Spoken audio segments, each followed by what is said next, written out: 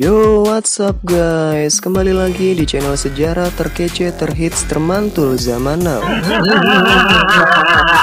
Kali ini kita masih akan membahas bab yang sama, yaitu tentang pendudukan Jepang di Indonesia. Gimana sih langkah-langkah Jepang dalam menarik simpati rakyat Indonesia? Kira-kira apa aja sih propaganda yang dilancarkan Jepang? Mari kita simak bersama-sama.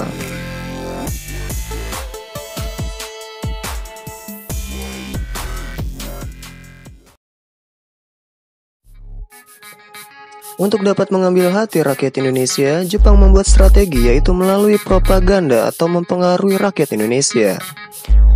Saat mulai berkuasa di Indonesia, Jepang melancarkan propaganda pertamanya, yaitu Gerakan 3A. Nah, Gerakan 3A ini berisikan Nippon Cahaya Asia, Nippon Pelindung Asia, dan Nippon Pemimpin Asia.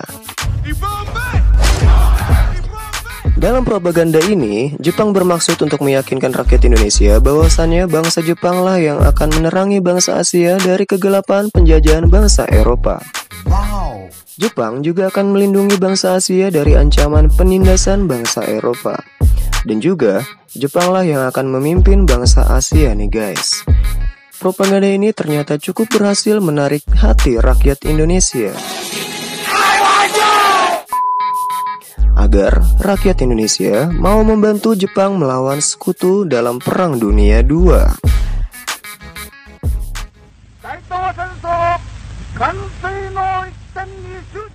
Pemerintah Jepang juga berkata bahwasannya Jepang adalah saudara tua bangsa Indonesia.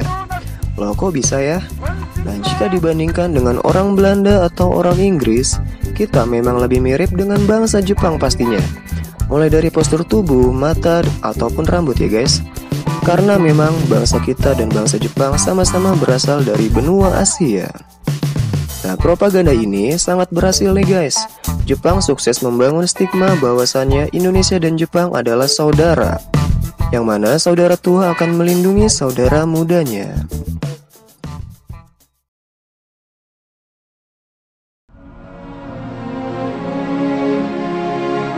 Pada Kongres Pemuda II tahun 1928, para pemuda bersumpah bahwa mereka menjunjung bahasa persatuan bahasa Indonesia. Ketika masa kolonial Belanda, bahasa Indonesia seringkali dilarang penggunaannya, sehingga mau tak mau pribumi harus menggunakan bahasa Belanda. Nah, ketika Jepang berkuasa, Jepang memperbolehkan bahasa Indonesia dipergunakan kembali. Kebebasan berbahasa ini adalah salah satu bentuk propaganda Jepang dalam mempengaruhi rakyat Indonesia. Nah, bahwasannya terkesan zaman pendudukan Jepang lebih baik dibandingkan zaman pendudukan Belanda yang tak bebas menggunakan bahasa Indonesia.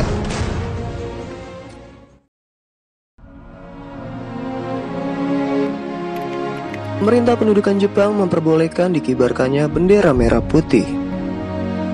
Pada zaman kolonial Belanda, bendera merah putih dilarang keras dikibarkan guys.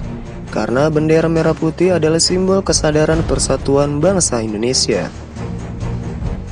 Nah, di zaman Jepang, bendera merah putih boleh dikibarkan bahkan saat di acara-acara formal sekalipun, bersanding dengan bendera Hinomaru milik Jepang. Indonesia, tanah airku, tanah tumpah darahku. Lagu Indonesia Raya yang diciptakan oleh Wage Rudolf Supratman juga boleh diperdengarkan dan dinyanyikan rakyat Indonesia. Nah, di zaman Belanda, lagu ini jarang diputar karena dilarang oleh pemerintah kolonial Belanda. Barulah di zaman pendudukan Jepang dapat diperkenalkan secara luas dengan syair 3 stanzanya yang penuh dengan semangat.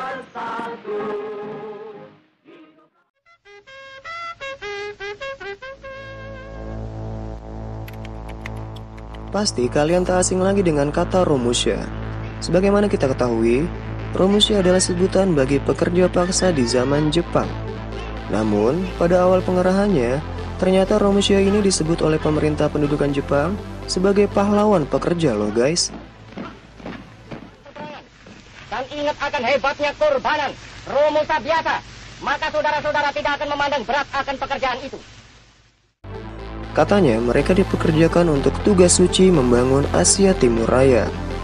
Nah, sehingga rakyat Indonesia dapat bekerja secara sukarela pada awalnya.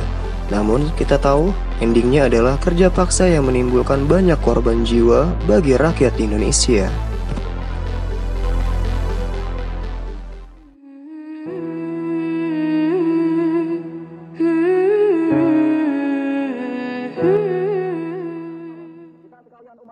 Seperti kita tahu, penduduk Indonesia mayoritas beragama Islam. Di zaman pemerintah kolonial Belanda, kebebasan beribadah terutama di tempat-tempat terbuka adalah hal yang langka. Ketika Jepang mulai berkuasa, dengan cerdiknya Jepang mengakomodasi umat Islam dengan memperbolehkan organisasi-organisasi Islam tetap berdiri. Nah, Jepang juga memperbolehkan sholat Id di tempat-tempat terbuka. Hal ini guna menarik simpati umat Islam yang merupakan salah satu basis kekuatan bangsa Indonesia.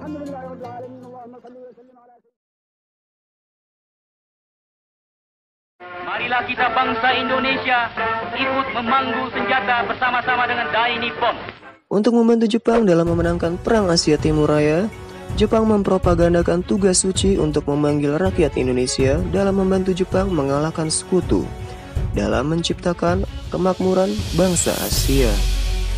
Nah, para pemuda direkrut untuk masuk organisasi kemiliteran seperti Heiho dan Peta.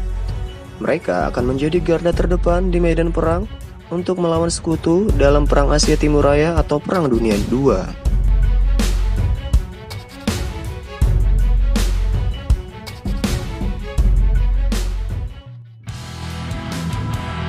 Nah, itulah pembahasan mengenai propaganda zaman pendudukan Jepang di Indonesia.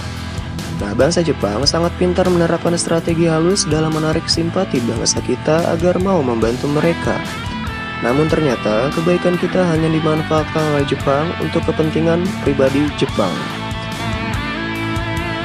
Nah, gimana komentar kalian mengenai propaganda Jepang tersebut, guys? Silakan share pendapat kalian di kolom komentar ya. Silakan like dan share video ini ke teman-teman kalian jika bermanfaat. Sampai jumpa di episode berikutnya. Salam jas merah.